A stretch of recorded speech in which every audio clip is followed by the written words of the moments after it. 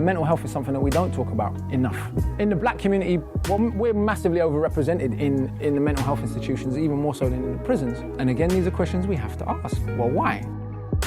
But once you get a control and an understanding of who you are, no one can use you against you. No one can ever use your mental illness against you. You've already spoke about it, so what you got? The biggest point in life to resolve mental health is like giving a fuck about a person. Where did you get the courage? I got the courage. The 2 words. I care. It's Chill Will Radio, where connections will be made, advice will be given, jokes will be told, and things will get real.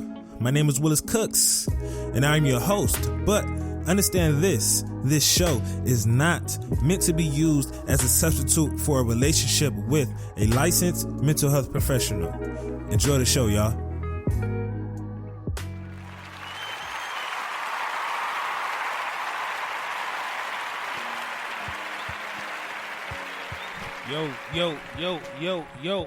Yo. Welcome, everyone. Tuning in, man. Shouts out to you, man. Welcome everyone to another dope episode of Chill Well Radio, man. Welcome back. As I get all of these levels and stuff together, man, I hope everyone is doing well. Hope everyone is doing well on this Sunday afternoon. It's getting kind of toasty. It's August. Damn, it's August already. The summer's almost over. I hope everyone's summer's been going well. Mine has been good so far, so good. I've accomplished a good amount of things this summer that I wanted to accomplish, man. But I hope everyone else's summer is doing well. I hope everyone else's week has been good. I hope everyone's Sunday has been very, very productive. So welcome to Chill Well Radio, man. This is Willis Cooks. We're talking all things mental health here, the good, the bad, the ugly, the not so ugly, the taboo, the things that we're not supposed to talk about, or things we don't want to talk about, man. So first and foremost, man, if you're listening and if you're tuning in, good looking, shouts out to you. If you're going to tune in halfway through the show later on, whenever you get the chance, because you got something going on right now, good looking to you too, man. If you're going to tune in tomorrow, next month, next year, next lifetime, whenever you get the chance, shouts out to you, big homie. But even more so, man, I always got to make this point, man. Shouts out to all those individuals who do not believe that they do not need to be listening to their mental health, right? Whether it's a mental health show, whether it's to the things that you have going on in your life, those who choose to believe that things such as mental health and mental illness are just facades and some BS and whatever because you too hard or you too manly to deal with the stuff that you have to deal with, man. Shouts out to you too, man, because you may not catch on to it yet, but you will catch on to it eventually. So, but as far as my week, how's things going so far with me? The week has been fine. The week has been really, really being good, man. I've been doing a lot of research on fasting this week because I'm about to start my goal, I think I posted this on Instagram probably like a week or two ago that, I'm going to fast 5 days straight towards the end of my 90 days. Today, I worked out early this morning, did a little home workout early this morning. This was day number 49 or 50, one of those of 90. But towards the end of it, I want to make sure I fast at least 5 days. And today, I decided, forget it. Well, last night, I decided, forget it. I'm going to fast, all day today. So today I'm fasting 24 hours.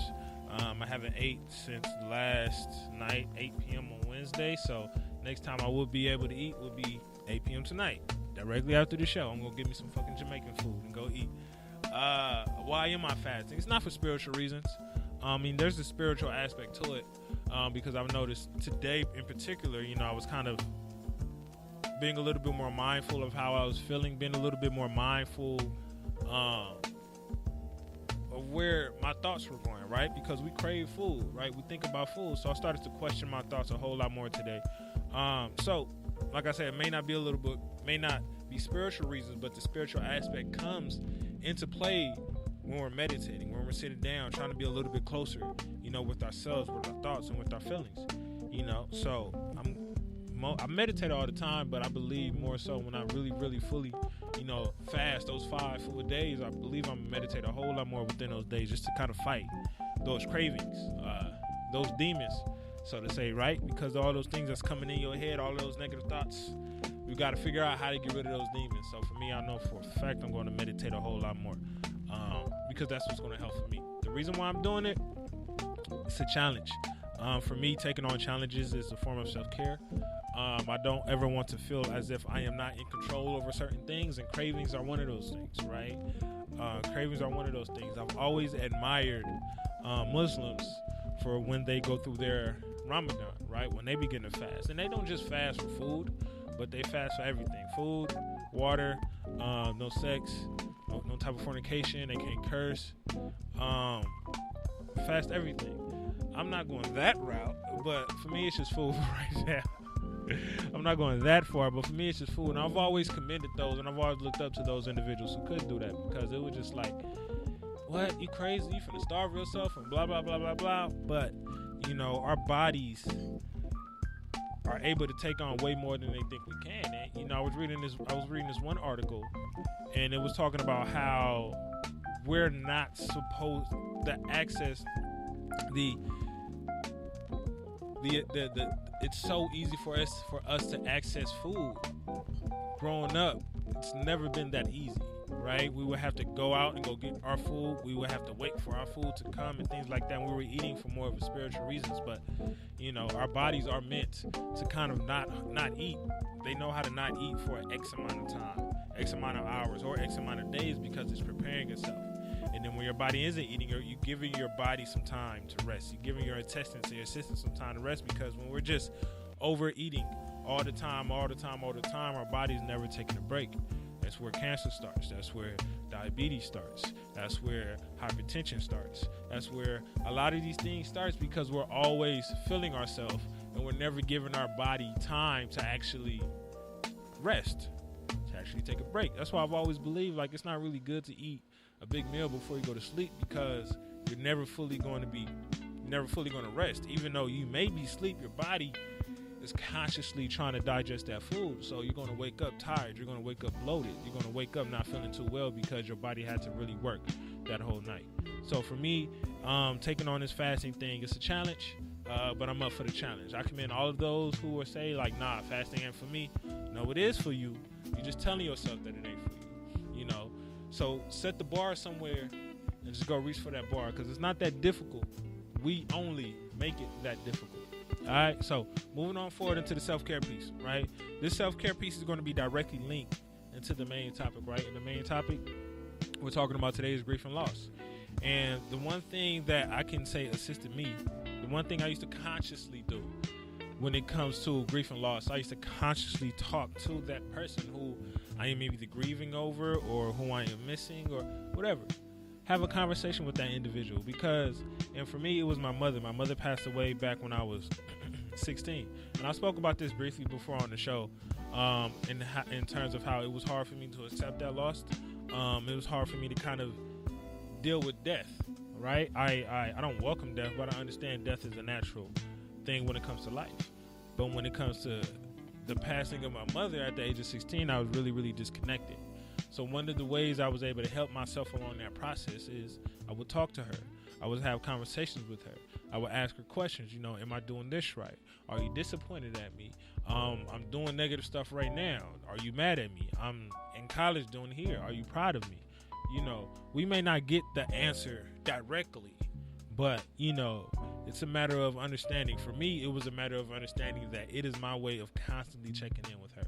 You know, so the self-care piece that I want everyone to implement within their self-care regimen, if you're going through any type of grief and loss, don't be ashamed to talk to that person.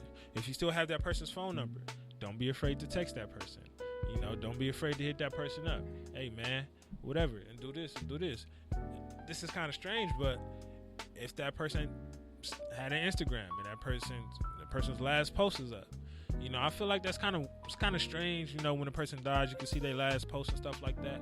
But even more so, you know, if you want to comment on the picture, or if you want to scroll down and see certain memories and things like that, you know, do what you have to do to kind of consciously and continuously communicate with that individual. Because communication is big for me. And making sure we constantly communicate with those loved ones who aren't there is also big for me. It allows me to understand that even though you may not be here physically, you're still going to hear my words. You know, you're still able to know what's going on in my life, right? Because even though I firmly believe that they are watching us somewhere, you know, us talking to them is letting them know that we haven't forgotten about them, right? So to that person who may have passed, who may be going through something difficult, who wasn't here, don't be afraid to talk to that person. Don't be afraid to say what's up. Don't be afraid to visit them. Because we may not always be able to go to the cemetery to visit them, right? I said it before on the show. It took me 10 years to actually muster up the strength to actually go to the cemetery where my mom was at. But I constantly talked to her. I constantly spoke to her, right? All the time. So that's the one thing I want everyone to implement within their self-care piece, right? Making sure that you constantly talk to that individual who is passing, so that way it could be able to assist you as much as possible when you're getting through the rough edges. All right, so moving on forward to myself, not to the self-care piece, but to the main topic of the show, man. I got my guy Keela. He's back again.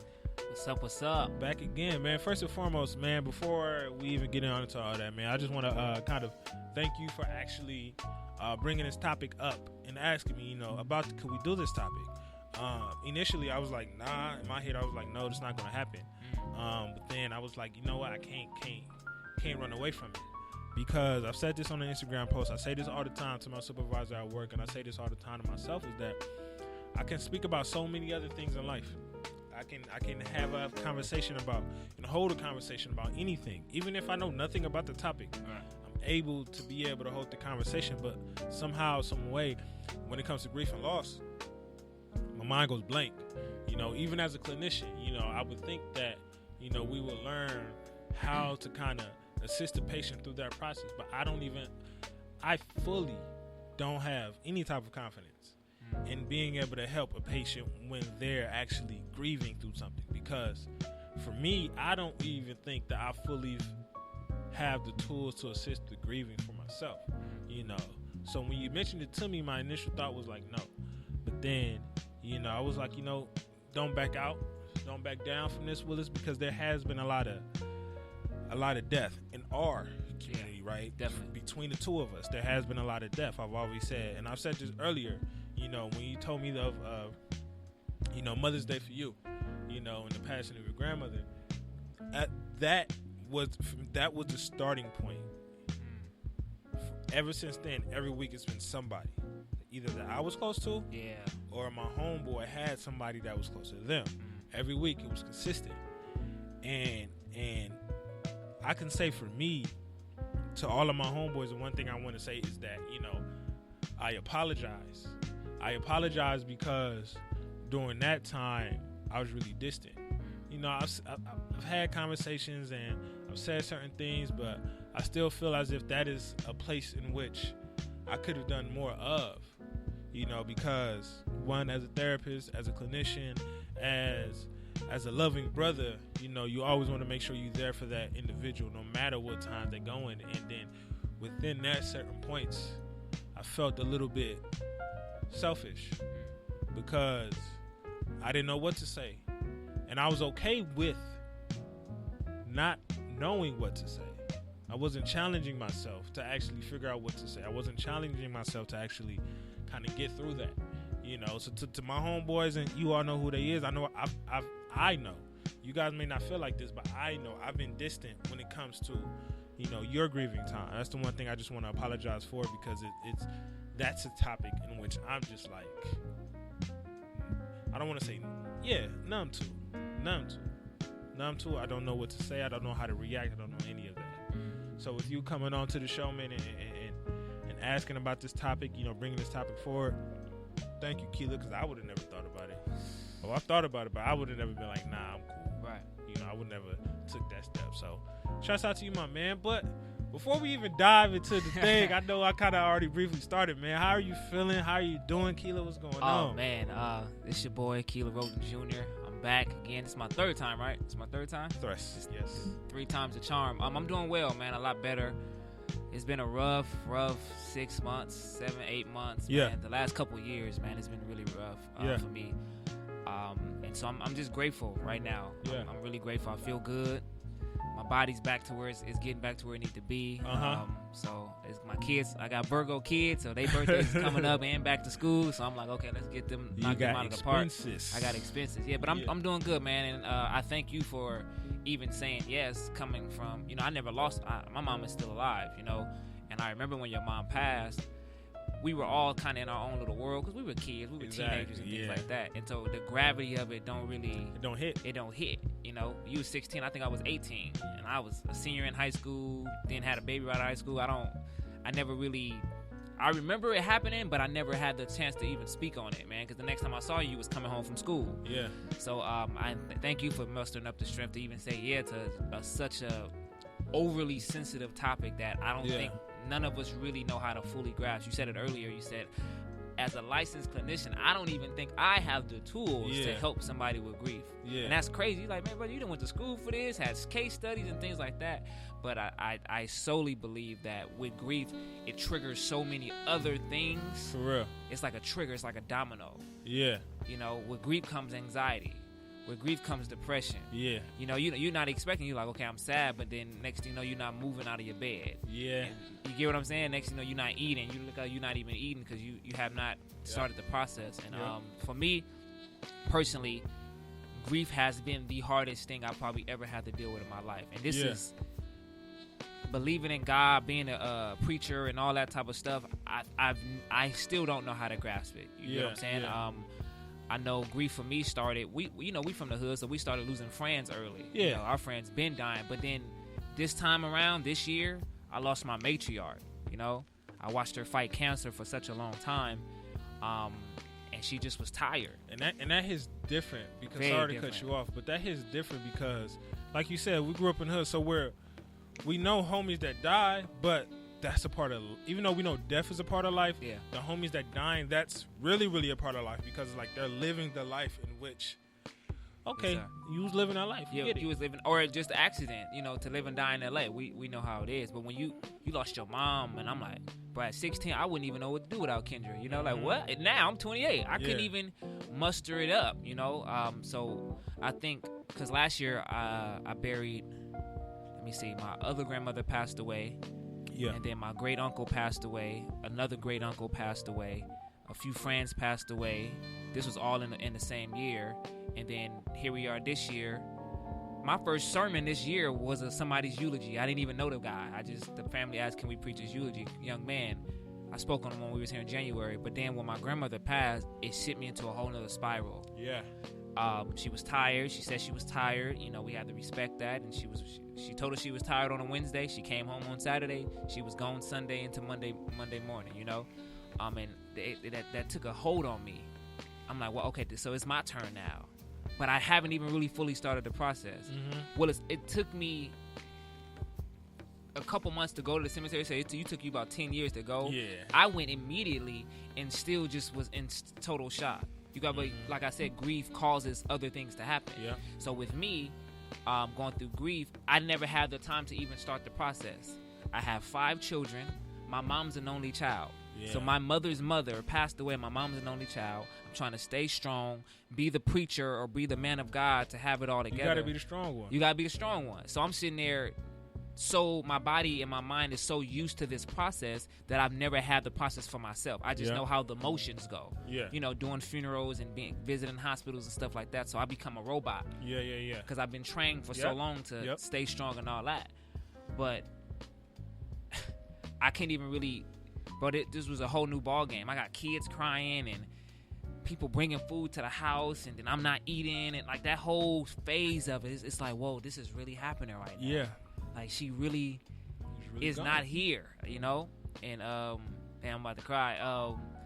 Just to stay strong for my mom was a testament because my mom is a rider. Yeah. She's still strong. I still, you know, she still got her strength in it, but I realized that we all go through our own process too. Uh-huh. Like I said, it took you 10 years. It took me 2 months to go to the cemetery. It took you 10 years, and that's your mom, you know? And you didn't allow it to break you, but I think, like I said, grief it's spider webs into so much other stuff, man. And the crazy thing about grieving and losing someone when it comes to death is that like we know it's going to happen. We know it's going to happen. Yeah. And and especially with your grandmother, there's a side of selfishness when it comes to it, because when she's saying that she's tired, you're saying no, continue to fight. that's selfish on our behalf. You know, we're not thinking about the pain that person may be going through. We're not thinking about maybe that person believes they have fully lived their life to as long as they possibly could, and maybe they're just ready to see what's on the other side. On our end, it's selfish because we don't want to deal with the pain of grieving. We don't want to deal with the thoughts of me losing you. And we all, I firmly believe we all understand that even though, you know, someone physically may not be there, they are still there spiritually. Their soul is still there. We all understand that concept, but we all understand, we all know that concept, but I don't really think we are okay with that concept. Because it is easier for us to deal with you in the physical sense because I see you. It's someone I can touch. It's someone I can feel. It's someone I can smell. Right? We need that person. We need that person there to ignite one of our senses to let them know that they are living.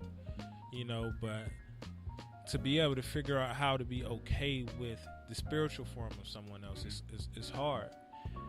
And I just want to kind of, I guess, briefly right now speak on the selfish side of it. Yeah. Because, you know, I can go back and speak to my mother's death, you know, and how I didn't go to the cemetery for 10 years, or when she was in the hospital, because before she passed, she was in the hospital for 2 months, probably 2 months, 2.5 months. I only went to go see her one time, and I was forced to go see her. So when I went to go see her, I immediately bounced and left, and I never went back. Right? And so even within that moment, I don't even count that as me going to go see her. So I'm always saying I never went to go to hospital to go see her. You know, never went to go see her. And then, I was so disconnected because I didn't want to deal with it. The selfishness that goes within that is crazy. Do you think we are, Keela, do you think it is a right thing to be selfish when it comes to that? I don't believe it's a right and wrong, because we're naturally selfish in our own little small ways. Heck no. Because at the end of the day, you have no control. You don't. I'm pretty sure if you had the ability just to bring your mom back right now, you would. Yeah. I haven't seen anybody do it. I've read about it, you know, in biblical spiritual concepts, but in this moment, you realize when you go to the hospital, you realize how much power you don't have. You get what I'm saying? And even the doctors, when the doctor's telling you there's nothing much we can do. So I look at my grandmother. She was fighting cancer off and on, fought Kyrie 7, so about 6 to 7 years, right? This last couple years was bad, and she got pneumonia, and then it was just eating away. Bro, she been fighting cancer, diabetes, high blood pressure, cholesterol, arthritis, the list, all that, right? Yeah. Cancer. You've been fighting cancer, 2 to 3 different chemo treatments, pills, injections, just the whole 9 yards. But the moment you say you ready, you go. So I'm like, you stubborn. Because she didn't want to come home. You know, she had to come home on hospice. Bro, she didn't even make it a full 24 hours on hospice. Yeah. This was a Wednesday. She came on Saturday. She was gone the next day. Yeah. I'm like, oh, you stubborn. I never even had a chance to, I went to go see her. She was in real bad shape. I went to go see her that Thursday before she came home. And I caught the train out there because it was all the way far, and I didn't feel like being in traffic. So I caught the train. It was raining. And I went in there. I just watched her sleep. Yeah. I just watched her sleep 2 hours before she woke back up. And we were watching, I don't know if you remember that dude who was shooting out the police in the Prius. We was watching that live, man, just watching, cracking up. She couldn't talk because she had a trach in her throat. Yeah. So she pressing and ready to go. And, I never had a chance to fully, express. I never had the chance to fully express, my emotions and tell her, I love you, and it's, that type of stuff. And I think that's where my selfishness kicked in. So when she came home on Saturday, I'm like, okay, she home. I know she on hospice. I know it's a matter of time. So maybe I can start, preparing myself so I can start enjoying a little bit more. And Mother's Day came around, and we were all at the house, but her spirit was different. Yeah. She was just kind of just in her own little zone, And I gave her space. First off, you've been in the hospital for a month and a half, so you just want to get acclimated. Exactly. And I don't even think I got a chance to tell her I love you good night. I fed her. Me and my sister fed her. We went in the living room. I went in the living room and went to sleep. Woke up, that was it. Yeah. My mom, I heard my mom call her name 3 times. And when I heard her call her the third time, I knew. My mom didn't have to come to the living room. I just knew. And I'm like, man, I didn't even get a chance. She didn't get a chance to see me finish school. She didn't get a chance to see me. This is my selfishness kicking in. She didn't get a chance to see me like come out of my trial and error, my mistakes, to see like Nook made it. Nook, Nook got it together. Nook, you ain't got to fuss at it. You ain't got to give me no money no more. Look out for me. I'm good, Grammy. Here's your trip. Here's your massage. Here, so I'm mad now, but I'm internalizing it. Yeah. Because can't nobody know that I'm mad. But I'm not even mad at her. I'm mad at myself that I didn't get a chance to do that last little bit. And I don't think I was wrong, but I think it's very unhealthy. Because then when you start, you selfish, then you start blaming yourself. Then you start saying that what you should have, could have did. Then that leads into depression because now you're sad that you didn't accomplish what you wanted to accomplish. And so that whole process is just, it's like a domino effect. Yeah. You start going into those 5 stages of grief. And I don't, what's stage 1? I don't even know what stage 1 is. Stage 1 is denial. Okay, I wasn't. Denial is denial, anger, bargaining, depression, and then acceptance. See, I think I skipped all that and went straight to number 4. Like I was so depressed, bro. I didn't let nobody know. I was smiling, but then watch this. I got in a car accident. I think I told you. Yeah. So I almost lost my life on Father's Day. So my grandmother passes on Mother's Day. I almost died with my baby boy and my dad and my sister in the car. So now it just knocked me back to phase 1. Yeah. So I'm like, dang. I can't get anything right. I can't get anything right, And now I'm sitting here just all messed up like, I can't, what's next? Yeah. I haven't even started crying. Like, bro, I kid you not, I cried that first morning. Me and my dad carried her out when the mortuary came. I didn't cry until we pulled the casket down after I preached her eulogy. I only cried twice, man. The crazy thing is, bro, and like I'm hearing you talk, and a lot of things that you're saying is, I feel like I'm looking at myself because I did not go to the hospital to go see my mom. I never told her those last words. I never told her I love her. I never told her what she meant to me. Right. All of those things. And this was an individual who took me out of foster care, right? I could have bounced around from group home to group home, but she brought me into her home and adopted me. And when with you saying those last few things and what you've spoken about, I know for me, it's I constantly battle with the what if you were here, type of thing, because it's a lot of regret that goes within it. I know for me, there was a lot of regret that went into not being able to tell her I love her, because we are selfish, because it's like, I just want you for me. But in the beginning of as you were talking, I constantly was thinking of, he's like, okay, we're selfish. You mentioned stubborn, but it's like, she's telling God to wait up. You get what I'm saying? Yeah. Like, she's telling God to hold on. She's telling God, like, nah, I know you want me, and you've been trying to get me for the past few months, the past few years. Yeah. You gotta wait. You gotta hold on. And the number one thing I always try to do is go to the positive side when it comes to it. And in everything you were speaking about, I was trying to, what positivity could I put out of it? Because death is so dark. Death is like this place that we try to stay away from. So as you were talking, I started to think of like, okay, how strong she was to sit there and tell God to wait. Yeah. You have the audacity to tell God to wait. Right. It's power in that. It says how much she loves you. It says how much she cares for you. And even in the midst of us feeling like, okay, I regret the fact that I wasn't able to tell her I love her, we don't have to, because she understands it. She knows it. She doesn't need to hear this one time. She heard it a bunch of times already before. This last time is going to be no difference. Yeah. I think the biggest thing is that she was able to pull out that much strength to tell God to wait up. And then when it goes back into myself and my mother, it's just like, I go back into myself and ask myself, why wasn't I able to pull out the strength in order to go back in to see her? You get what I'm saying? Yeah. It's just like this tug and pull in which it's like, okay, you're never, well, this person did this, well, I wasn't able to do that, and I wasn't able to do this, and blah, blah, blah, blah. It's a constant back and forth because we're dealing with this whole denial aspect of, like, yo, this shit is really real. Yeah. I refuse to believe that it's real. And it's a stage in which we cannot skip. I know you've mentioned that you went straight to the depression side of it. We got to give ourselves time to heal. We got to give ourselves time to grieve, but we don't know how. You mentioned that, you know, you started crying. I still haven't cried since my mom passed. I haven't shed one tear.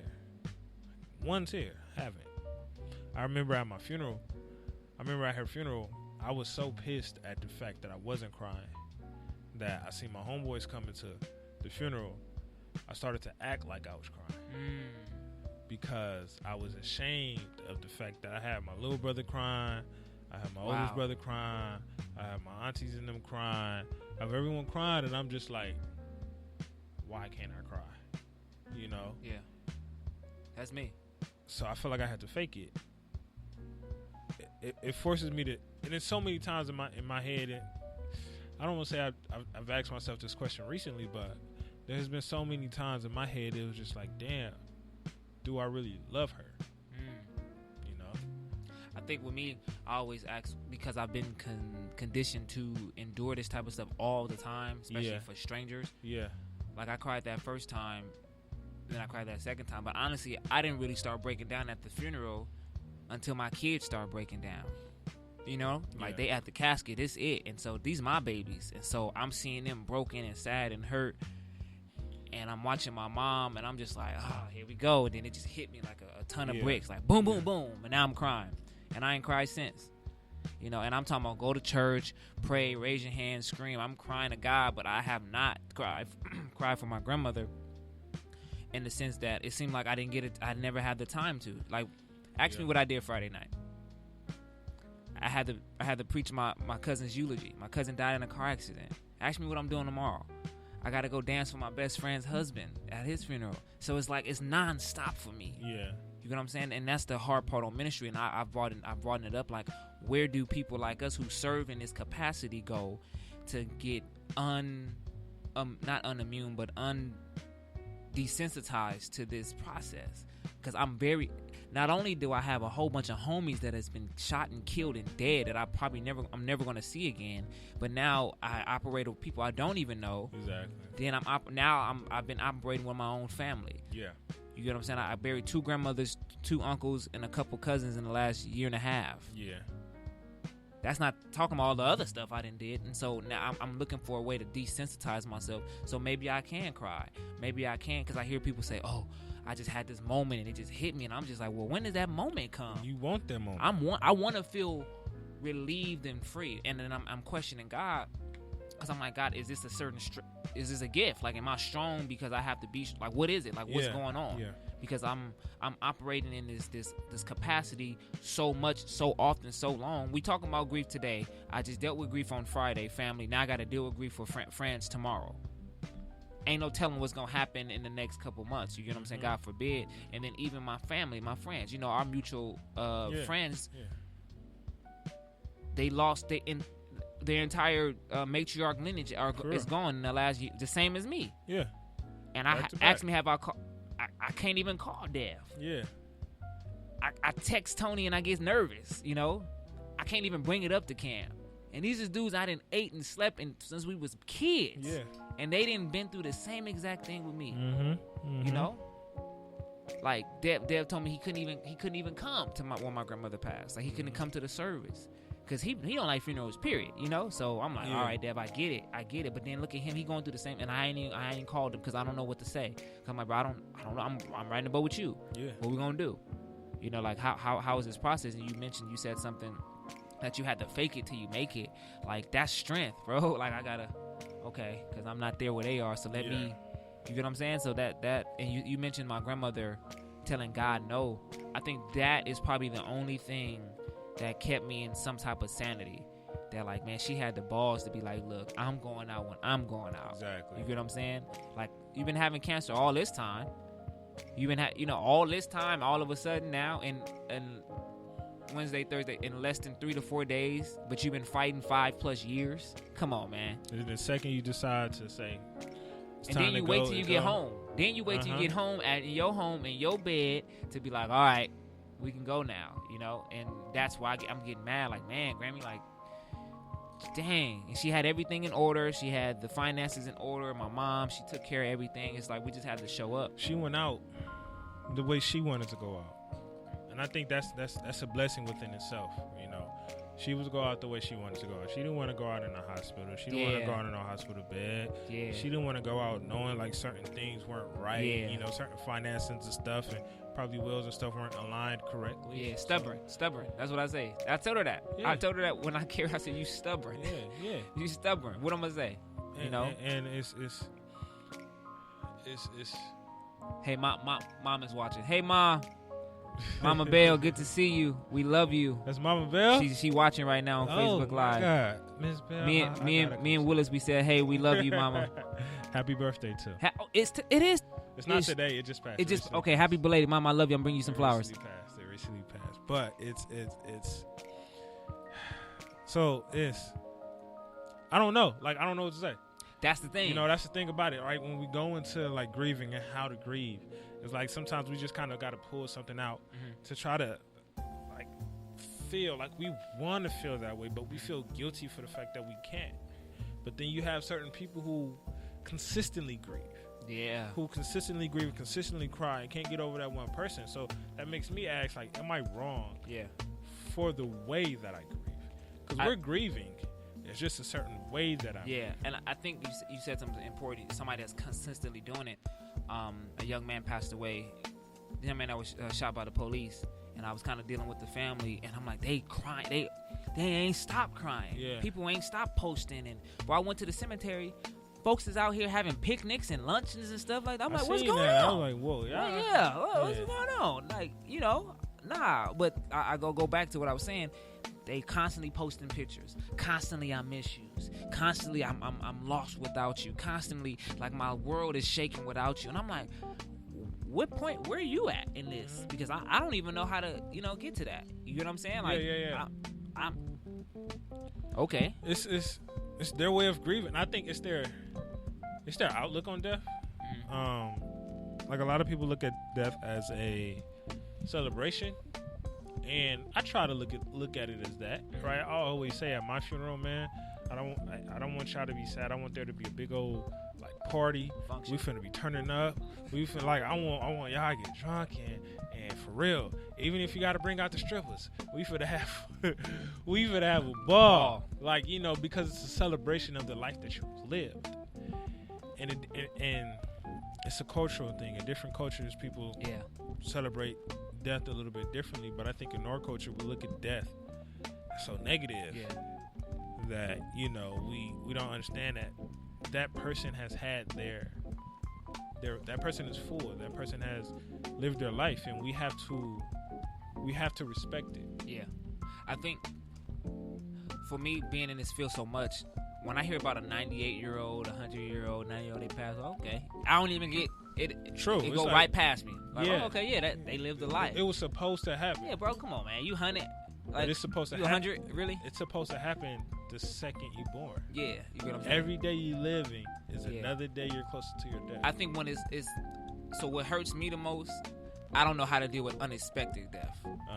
True. Like 1 minute I'm talking to you and then you gone. Like wait, what you mean? Like I just was, and I'm especially with our like younger. Like if you're sick and old, I'm kind of preparing.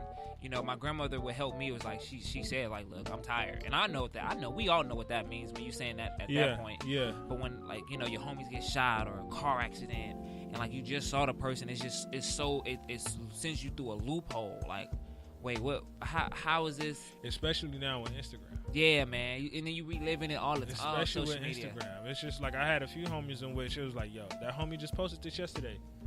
Tomorrow he gone. It's like, I'm just talking to him on the gram yesterday.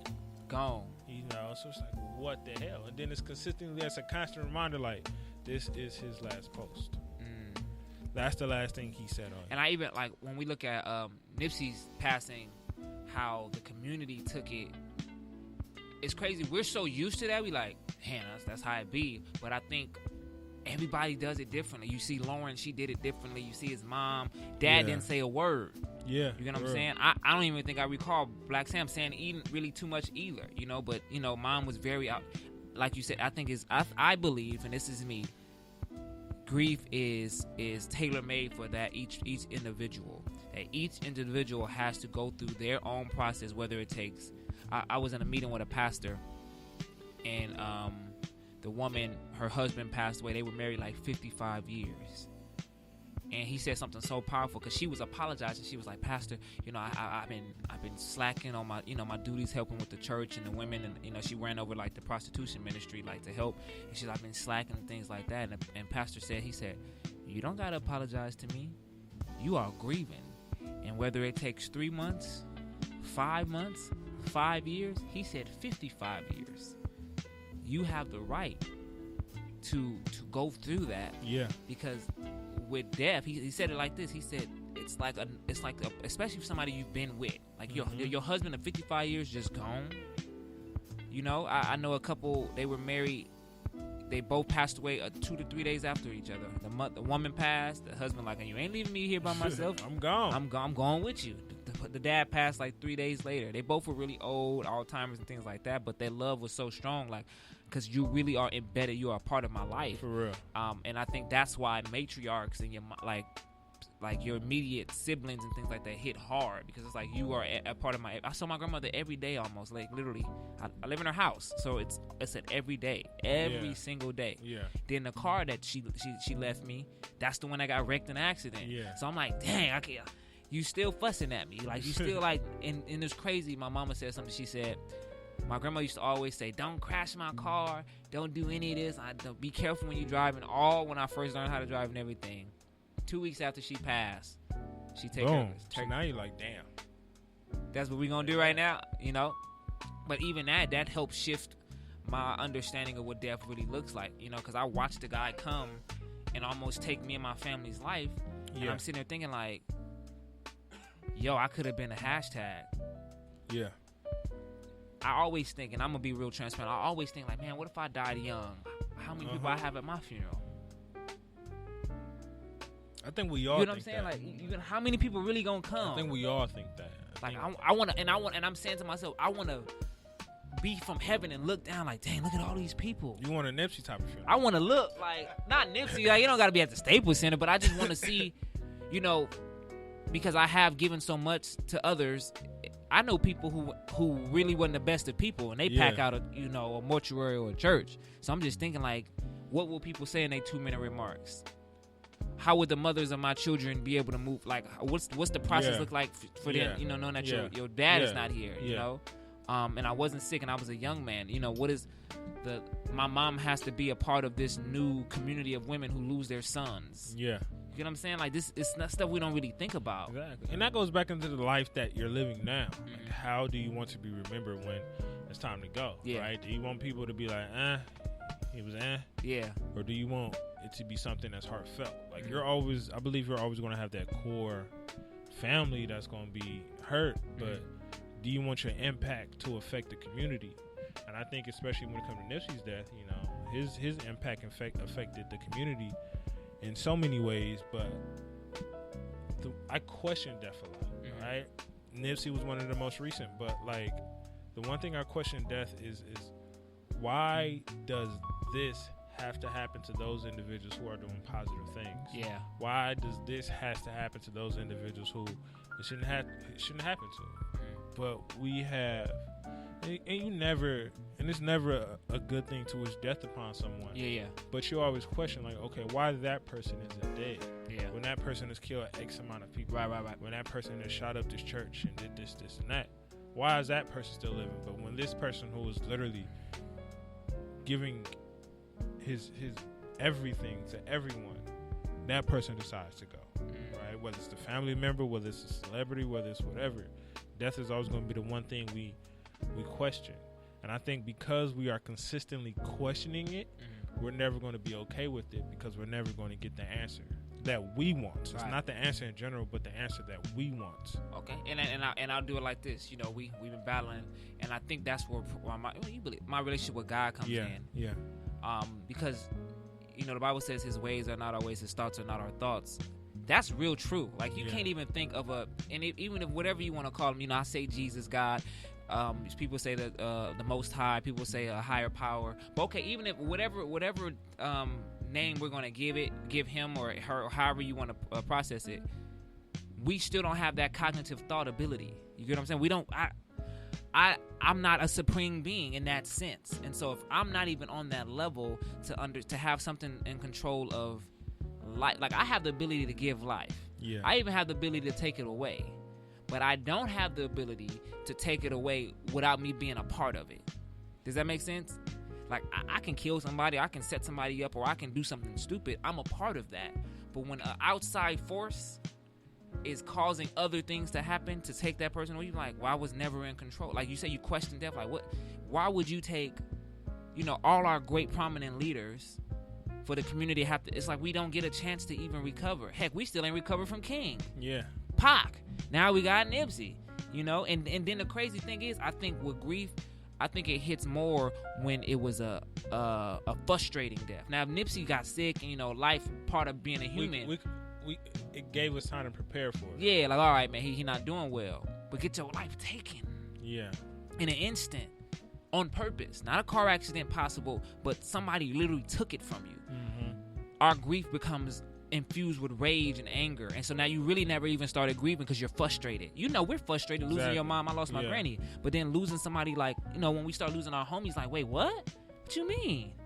And then another thing for me is like when we're speaking on the topic of frustration, I get frustrated when I see my boys consistently going through it. Mm. Like my boys on this end, like I'm frustrated. Tony, Dev, Keith.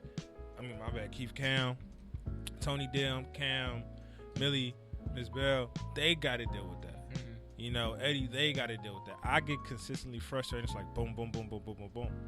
You know, and then I have to sit back here and try to figure out what's the best way to be there as a friend.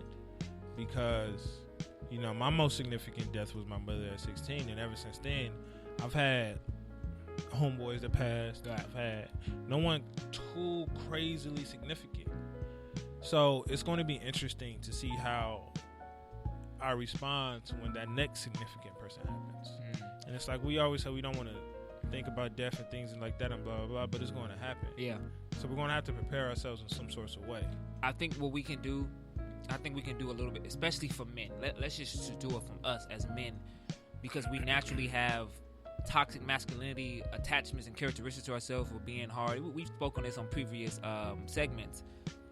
When it comes to grief, I've seen thugs cry, like bro, like just giving it up. You know, they don't even look like themselves. Mm-hmm. But then people like me and you who don't have that persona about ourselves, we ain't crying. Yeah, you get what I'm saying? And so I'm looking like, what can we do to figure out the different triggers, especially in men? You know, I think it's that one, fully understanding that everyone grieves differently, and then everyone is going to grieve when they want to grieve. I think there's a difference in the grieving process when it comes to men and women. I think women, and disagree with me, please, if you do, but I think women grieve outwardly. They cry, they yell, they scream, and everything else. I think men grieve internally. We don't cry. We keep it to ourselves. We begin to get depressed. We don't show it on our face. We let it beat us up on the inside. And I think that that explains why women always come out to be the stronger of the two genders. I believe that says why women are always those who are, not always, but I see the majority of times they're the ones speaking when it comes to death. They're the ones, you know, helping calm us down. They're the ones trying to stick up for us because they've externally have gone through those things. And I think us as men, because we think, oh, I ain't no bitch and I don't want to be soft and, you know, I just don't want to cry, we don't see how powerful it is to externally grieve, to cry, to yell, to scream, to say that it's okay to feel like trash right now. It's okay because this is your grieving process.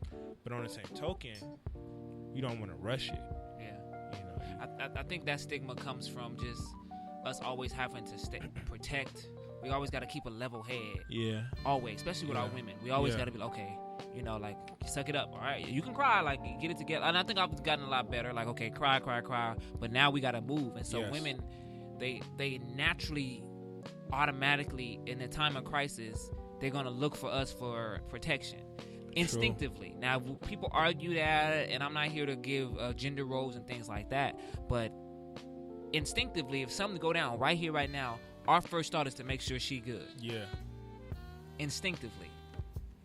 And so, because we're naturally like, okay, we're going to take care of, what's precious, she has to naturally keep us calm. So, because when we get into our fits of rage, it's over. And I think we black out. Yeah. I was reading an article about a man who was in a car accident with his kids. A guy hit him, and he blacked out. And he got in his car, went and got his gun, and killed the man who drunk drive and killed his kids. Because when he saw his kids in that state, it became a whole nother ball game. Rage, yeah. It became rage. And I think with grief with us, especially something we can't control, unexpected, we naturally get angry. Because men like to be in control. Yeah. Stop me if I'm wrong. We like to have things. We want to be in control. We want to feel like we got the power. And so our women have been embedded to make sure we're okay. To make sure that we don't over extort our power. Yeah. Because then that way, it can, like, when we over extort, it's going to affect her or affect the children or affect the family. And so when it comes to grief, especially like you lose a child, you see it in the movies, you see it on TV shows. The dad's just standing there strong because he we both can't be out here falling out. Yeah. And we have to create a space to where we can go falling out. I've seen some fathers, very rare, break down. Yeah. But very rare. I did 2 eulogies this year for 2 different young men, and both the dads was just sitting there like, I gotta stay strong. Bernie Robbins Sr., he was standing strong for all his daughters and everybody else, and his son is in the casket. It's his second son. It's his second son in this type of situation. He's just sitting there strong, and I'm looking at him like, wow. Look what type of strength that was. My mom, with my grandmother. But we praise that, yo. Like, and I think that's what adds on to it. The fact that we praise that, the fact that we like, yo, you strong. Wow, look at that. That confirms that confirms that we're doing the right thing as men by actually staying strong, by actually not crying, because we're getting that confirmation from the next person. I get it. I think on the other end, there needs to be those people who need to be there and tell that person, fuck that. It's okay. You don't have to be strong. Yeah. It's okay to be weak. Like, I believe that if that individual would have cried in front of his daughters, that would have made the bond that much stronger. That would have brought everyone in.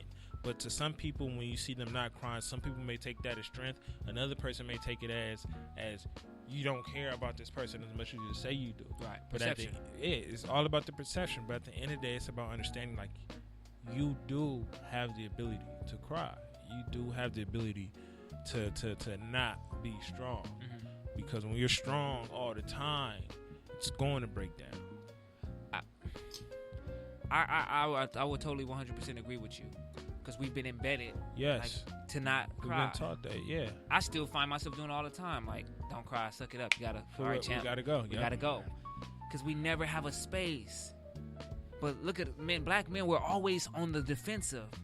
Like, I don't have time to cry. I don't have time to grieve. I don't have time to show my emotion, because either I got to protect her, I got to look out for my back, or that's going to be, if I show a little bit of weakness, that somebody going to try to overpower me or come take my territory. It's always a constant state. And I said in the beginning, anxiety. I think black men struggle with anxiety so much on another level that we never really want to have this conversation. Yeah. And I'm not talking about anxiety moving around, bouncing around, but because where we come from, you gotta watch out for somebody else. You gotta watch out for the police. You gotta watch, like, now you just always tense no matter where you go. We get tense when we aren't tense. When we relax, just we get chill. tense. Just what's going on? And I think with grief for me, it caused me to have anxiety. Yesterday I was in a shop with one of my friends, and she started, expressing her emotions, and I wasn't. Though I'm used to these type of things, I wasn't ready for it. And when it catches me off guard, I was like, whoa, wait, what we doing? You about to cry? Okay. And then she started crying about something, and then I just started cleaning up the shop because I didn't know what to do because I wasn't mentally prepared for it. And I think we got to start doing a better job of that. Like, for example, if I call you and I need to vent, I think I should be like, Willis, how are you right now? You good? Like, I need to let some stuff out. Are you mentally able and have the capacity to let me pour out on you right now? And if you we got to start doing that, because then we throwing, like you said, you frustrated at your peoples is going through. You get what I'm saying? So I got to make sure, Willis, you good, because I just need somebody to do this for me. Vice versa, I need somebody to do. We need to do it for you, and that's the type of stuff I'm talking about. Like, I was in there sweeping, didn't know how to even react. Because I'm like, wait, she's crying, and I'm like, okay, what? All these different emotions, and I know why she's crying, and she's crying from a place of hurt in the past, but I just wasn't ready for it. And I think with death, unexpected death for me, it caused an anxiety, and I'm just not ready for it. And then that's when everything starts seeking in. I'm sad. I don't want to eat. I don't want to move. I'm just sitting there in my own little zone. I'm in my room. Ain't nobody asking. And my kids, like, I'm just going through the motions, man. I'm just going through the motions, and I think we have to find a place to where, like you said, it's okay to cry. Jason Wilson, I don't know if you know him. He has this male academy in Chicago, on Instagram, Detroit. So I'm actually thinking about buying my dad the book for his birthday. It's called "Cry Like a Man." Do that, yeah. I'm gonna do it. My dad's birthday is next in 2 weeks, and so do that. I want to get that book, and I want to read it for myself, because I'm like, okay. Y'all can read it together, and then once he's done, y'all can talk about it. Yeah, and I'm thinking about doing that, getting us both copies, because I'm like, okay, where do we find our moments? Yeah. You know, where do we find the ability to say, okay, this is it's okay, like, call him and cry, and, you know, without having it to be anxiety. Yeah, 100%. Like, I ain't gotta be nervous to be like, okay, you gotta be Dad. nervous, you gotta be scared. Yeah, like that. Okay, we about to talk, and we about to let some stuff out. You know, like, just to be able to be like, Dad, I love you, and boom. And let it go from there. And I just, if we do a little bit better when it comes to grief, because we deal with it, it's a part of life. You know, we get happy when somebody has a baby. Mm-hmm. People get happy when somebody passes. That's culturally differently from us. Yeah. Unless, like I said, unless it's age in the factor. It's a dark thing. It's a dark thing, man. It's like, wait, something. so they not here no more? Yeah. So now you got to keep reliving it. Now you got to keep coming to the place where they pass. It's a constant fight. It's a constant. It's a constant fight that we know that we're never going to win, but we consistently put ourselves through it. You know, consistently put ourselves through it. So, moving on forward into the question, right? The question that I never really brought up. Okay. I mean, the question I never really write. I just kind of come up through the vibes and energy that we get through the show. The one thing that's kind of been sitting on my system right now is, when was the last time you've given yourself the ability to grieve? And if you haven't, do you even believe you know how to? I can say for me, I haven't. I can say for me with my mother, I don't even think I've ever given myself the ability to grieve, because I don't really know if I know how to. And if I have given myself the ability to grieve, I don't know if I was aware of it. So how are we able to be aware of the grieving process if we don't even know what it looks like? There's not a textbook form of grieving looks like boom, boom, boom, boom, boom, boom, because it's different for every person. So I can say for me, when it comes to grieving, I don't know if I ever have in life grieved when it comes to my mother, because I don't know what it looks like for me. But I know a part of that process is for me getting distant and disconnecting from this situation. And I know moving forward, the one thing I need to do is to force myself to be a little bit more connected when it comes to that, because I don't know what to say. But a lot of times, just because you're saying something, a lot of times you don't need to say anything. Your presence alone is what matters. You know, as I can say for me, when it comes to that, even though I don't know how to grieve, I can say when it comes to that grieving process, try to be connected to other people's grieving process, so that way it can kind of rub off on you, so you can begin to at least learn how to grieve for the sake of yourself or myself. I think for me, I think I started a little bit of the process when I went to go see my grandmother last Sunday. And I was only out there for like 30 minutes, and I just sat in front of her wall, just talking to her. And I started remembering what I know she would be. She's gonna fuss. She's gonna fuss about everything. And they didn't have her plaque up yet. I knew which row she was on. They just didn't have her plaque. I'm like, you probably up there mad as hell. Yeah. That these people ain't put that plaque up with your name because you didn't pay for it, you know. Yeah. So that helped me, you know. It helped me start remembering the good times. And I think that's when I finally started. Like, okay, but also for me, like you said, I don't have no manual. Nobody gave me no. Okay, so what do we do now? So the person who you saw every day for 28 plus years is no longer here. Yeah. What am I going to do? You said you saw yourself getting distant, come back. I think I have to watch my downtime. That's me personally. Like when I'm not moving with the kids or ministry, school, work, whatever, I gotta watch that little small pocket of time, and it's a real small window. Yeah. Because then I find myself being moody or don't wanna talk, or I'm learning this though. I think that's the part of it. It's a learning process. Yeah. There is no vaccine for this. It's a process, and everybody's process is different. Yeah. And so I'm learning different things about myself as a man. Yeah. In one of the most hardest times in my life. Mm-hmm. Like, look how lazy you are right here in this little small town when you can be reading this book. Yeah. But I wouldn't even know that I had all the extra time if I had not been laying on my grandmother's floor missing her. Yeah. You know what I'm saying? So now I'm learning things about myself as a man and how to better myself as a man. And also it's driving me now to I know she's always watching. I know she's always here. We got the whole little Lion King symbolism. She's in me and things like that. But ain't nothing like a hug. Ain't nothing like hearing the voice, like hearing it. And my dad say when his grandmother passed, he still sometimes can smell her. He see women that look like her, and it brings some things. Like, I'm probably not going to be going to the cemetery a lot. That's just not my thing, period. But I do want to be able to leave a certain legacy. Yeah. All right, Grammy. All right, G Money. If you telling me you got the strength to tell God no 5, 6 plus years, like, it's not my time yet, this ain't going to beat me. If you got that strength, I got the same amount of strength. My sermon for my grandmother's funeral, you're stronger than you think. You don't even really know how strong you are until you're placed into a situation to where you have no choice but to be strong. Yeah. Until adversity hits you in such a way to where your entire being now has to become on a supernatural platform. For her, I said in the sermon, she didn't look like she was strong, because strength doesn't have a look. Just because you big and got big muscles does not mean you're strong. A big muscle does not make it a strong muscle.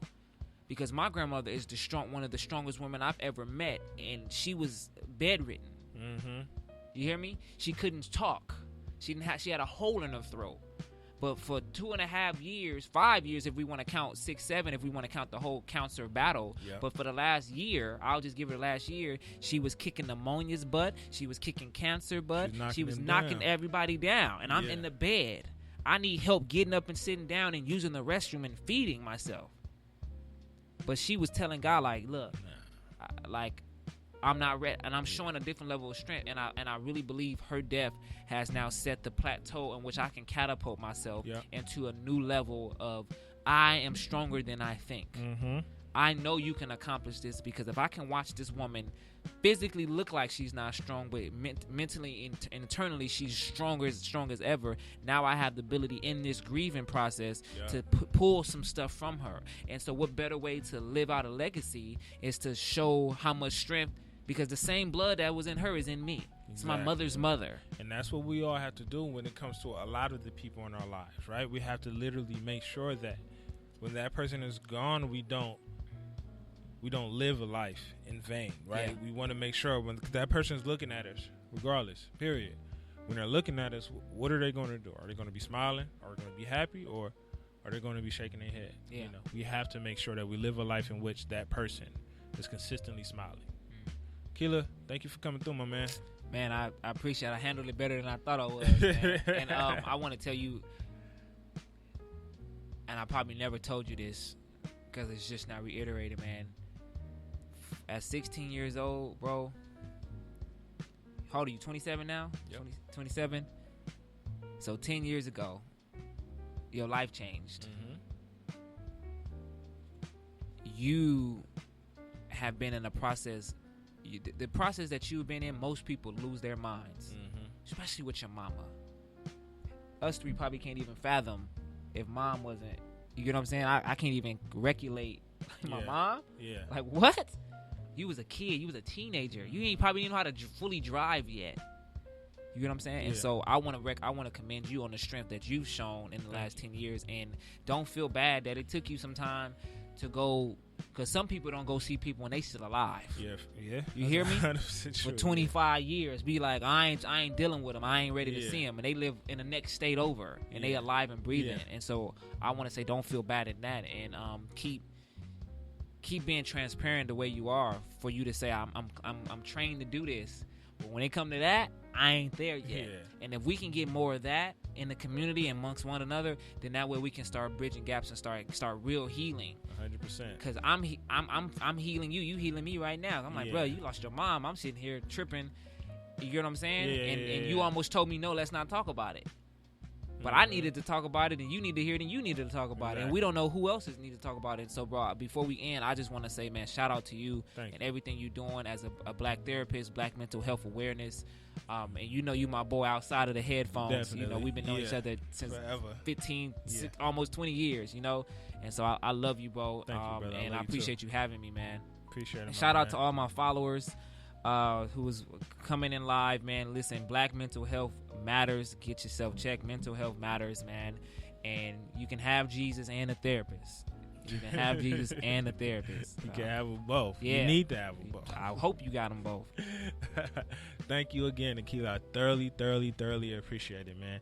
As always, thank you to all those individuals who are listening in. Thank you to those individuals who are going to be hearing this tomorrow, next month, next year, next lifetime, whenever you get to it. And as always, just like my man Akila alluded to, right?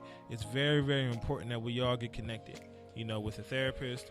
If you feel as if you're not in the correct mindset to get connected with the therapist, make sure you at least are connected with your mental health when it comes to some way, when it comes to some capacity. Yeah. You may not be on it yet, but I guarantee you at some point in life, when God decides to smack you up in the face, you may not be with it then, but you will get with it at some point.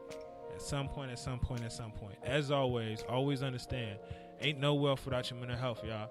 So please stay blessed and take care of yourself. Be great, y'all. Peace.